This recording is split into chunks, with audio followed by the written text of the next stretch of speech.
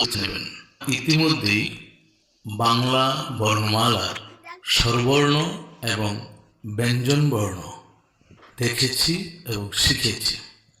এই যে বাংলা স্বরবর্ণ, এই স্বরবর্ণের সংক্ষিপ্ত রূপকেই বলা হয় কার চিহ্ন, আর ব্যঞ্জনবর্ণের সংক্ষিপ্ত রূপকে বলা হয় ফলা।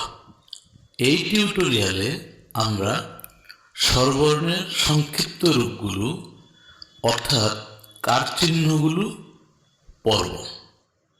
পরবর্তী অন্য টিউটোরিয়ালে আমরা কার চিহ্নের ব্যবহার এবং ফলার ব্যবহার সম্পর্কে জানব।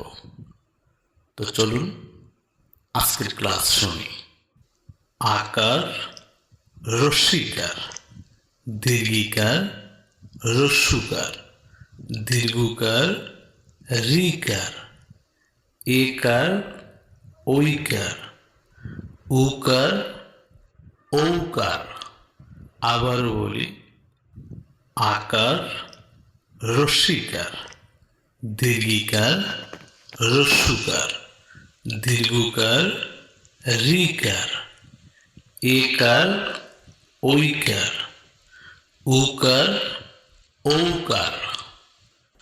যদি আমার এই টিউটোরিয়াল আপনার এতটুকু